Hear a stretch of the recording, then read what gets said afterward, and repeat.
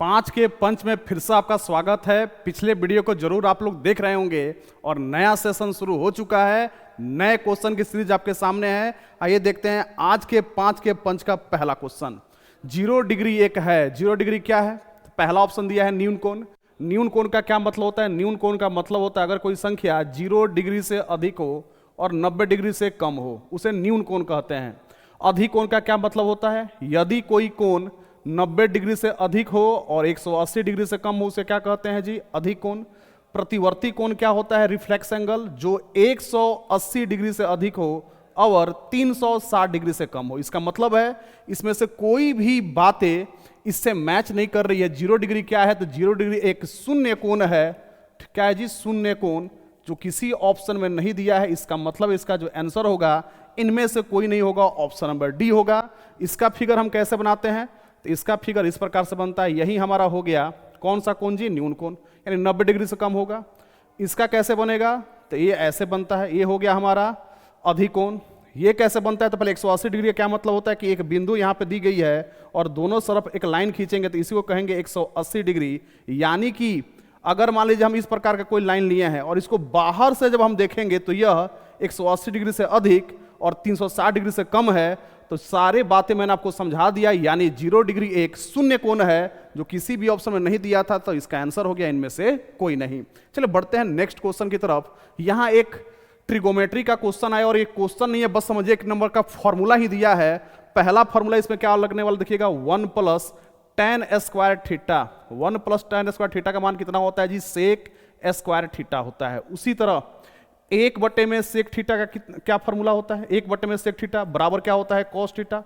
और आगे एक फॉर्मूला और इसमें लगने वाला है, साइन स्क्वायर थीटा प्लस में कॉस स्क्वायर थीटा का मान किसके बराबर होता है? 1। तो 3 फॉर्मूला आपको अगर याद है तो इस क्वेश्चन में कलम उठाने की भी जरूरत नहीं है।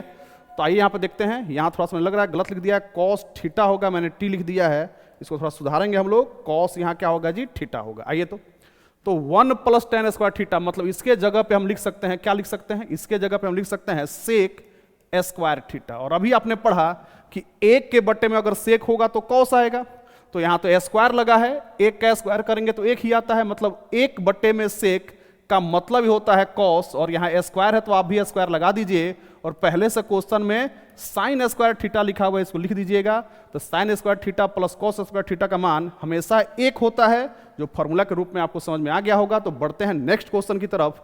अगला क्वेश्चन क्या दिया गया है? निम्नलिखित में से मूल बिंदु के नियामक हैं। सुनिएगा, मूल बिंदु आपको पहले वाले 5 के पंच में समझाया गया था कि जब भी हम आपके चतुर्थांश बनाते तो पहला वाला भाग होता है ये दूसरा, इसे कहते हैं तीसरा चतुर्थांश, और इसे क्या कहते हैं जी? चौथा चतुर्थांश। ठीक है। इधर वाले वैल्यू को हम +x और आपके जो लेफ्ट साइड है इसको क्या लिखते हैं जी? -x। ऊपर वाले को हम +y और नीचे वाले क्या लिखते हैं जी? -y। ठीक है। तो हमसे क्या पूछ रहा है? मूल बिंदु। मूल बिंदु यही होता है 0। तो ये x के लिए भी 0 है, y के लिए भी 0 है। तो मूल बिंदु पर जो नियतांक होगा वो क्या होगा? 0 0 होगा। मतलब कि आप जब इसी बिंदु पर रहिएगा, मतलब x की तरफ भी 0 गए, y की तरफ भी 0 गए, तो यह 0 क्या होगा? 0। एक क्वेश्चन इसी में आपको दिया गया, उसको भी इसी के साथ करा देता हूं। वह क्वेश्चन क्या है थोड़ा सा देख लूं। ये क्वेश्चन सेम इसी एग्जाम में क्वेश्चन मुझे आपको मिला है देखने को, थोड़ा उसको भी करा देता हूं। हाँ, यहां पर देखिएगा, y अक्ष पर स्थित किसी बिंदु के निर्देशांक क्या होते हैं? सुनिएगा, y अक्ष सेम वही कहानी होगा। ये आपका x positive, x negative, y positive, y negative. कह रहा है y अक्ष पर स्थित किसी बिंदु के निर्देशांक क्या होते हैं? तो यहीं पे y अक्ष, यानी हम केवल ऊपर की तरफ जाना है। ठीक है। तो इतना तो कन्फर्म है कि y का मान जो भी होगा हमको पता नहीं है, लेकिन यहां पे कोई बिंदु क्या होगी? 0।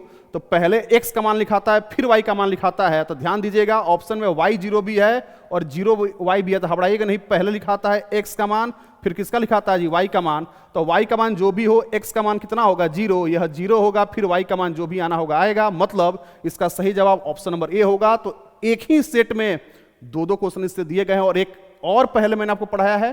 तो बहुत ही इंपॉर्टेंट बात, इस बात को आप ध्यान में रखेंगे। चले आते हैं, कितने क्वेश्चन हो गए?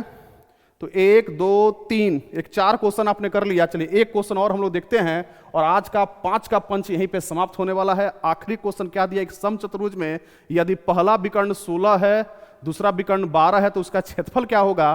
तो समचतुर्भुज के क्षेत्रफल का फॉर्मूला होता है 1/2 इंटू पहला विकर्ण गुने में दूसरा विकर्ण। तो 1/2 फॉर्मूले का पार्ट है। पहला विकर्ण कितना दिया गया? 16 सेंटीमीटर, दूसरा दिया गया है 12 सेंटीमीटर। अगर 2 से हम 16 का डिवाइड करेंगे तो 8 बार कटेगा, 12×8 = 96 होता है, जो ऑप्शन नंबर कहां दिया गया? बी में। यानी इस क्वेश्चन का सही जवाब 96 सेंटीमीटर स्क्वायर होगा। तो उम्मीद है कि आज का पंच आपको काफी मदद किया होगा आपके मैथ के सॉल्यूशन में। फिर मिलते हैं एक नए वीडियो के साथ। Thank you.